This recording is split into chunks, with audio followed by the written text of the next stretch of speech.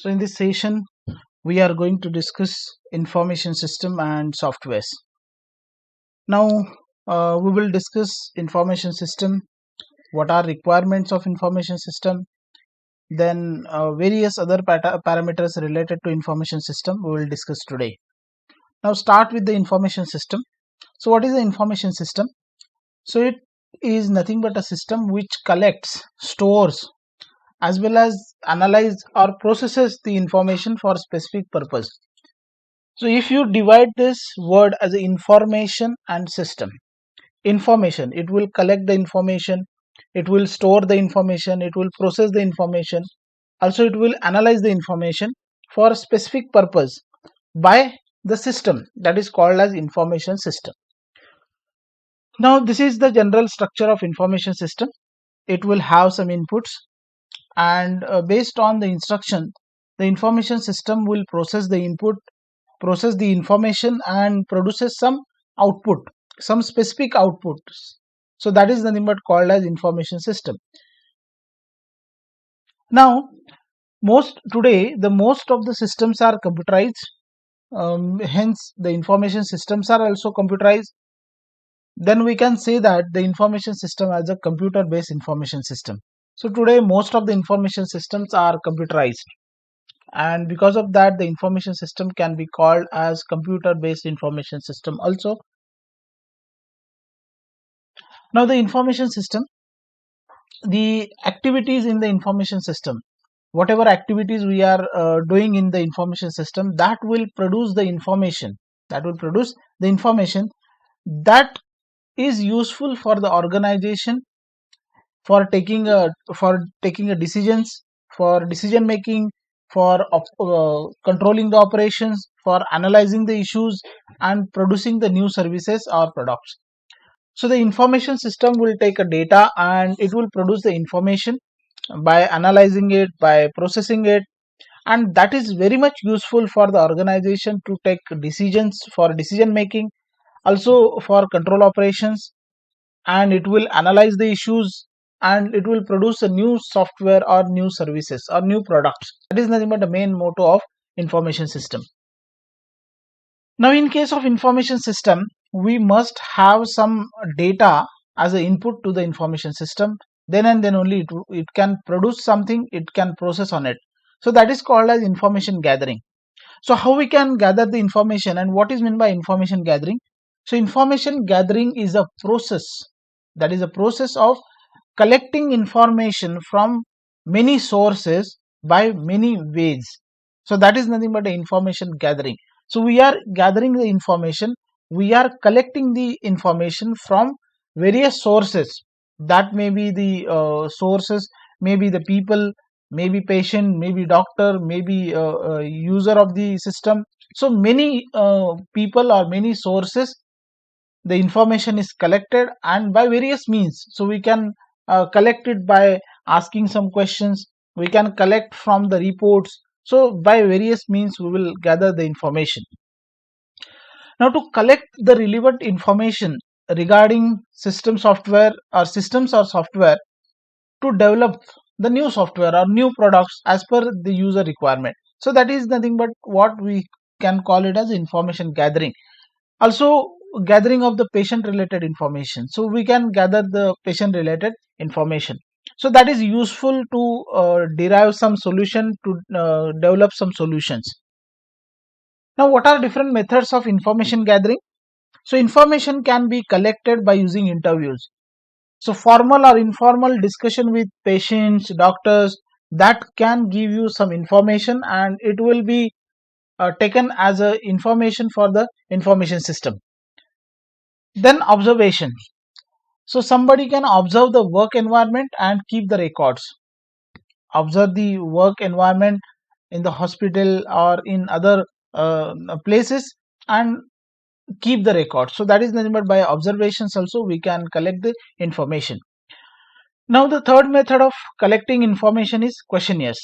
So we can prepare a list of questions, and that can be asked to many people, and this questionnaire, based on the questionnaire we will get some particular information for the of the particular subject. So those are the methods of gathering the information like interviews, observation, and questionnaires. Now, in case of information system, we have some requirements. So what is meant by requirements? It is nothing but the condition needed to solve or needed to solve problem by user. So there is some condition, there is a requirement of the information system, and if we make the analysis of the requirement, it is called as requirement analysis. So what is meant by requirement analysis?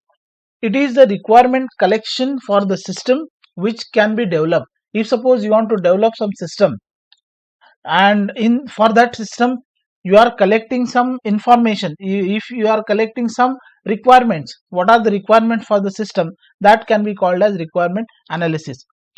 So requirements will be collected by considering user needs. Means you cannot develop a system for anyone. As per the user needs, you can develop the system. So you must collect requirements from the as a point of view of users. So by considering the user needs, checking for the validity, and whether it is possible to develop or implement. So requirement should be like that, such that which can be implemented or which will be possible to implement. So that is nothing but called as requirement analysis. So requirements must be collected by keeping some considerations like user need, what is the user need, then checking the validity for it, whether it is possible to implement or not. So that is nothing but called as requirement analysis. Now next point of discussion is data flow diagrams. Now data flow diagram, if you take the word data flow diagram, it means that it is nothing but a graphical representation where you can understand from where the data is flowing through that particular graphs. So in general it can be called as data flow diagram. What is the data flow diagram? So that depicts data sources, then data storage and processes perform on the data as a node, and the links, the node should be connected, the links as a logical flow of the data between the nodes, so that is called as data flow diagram.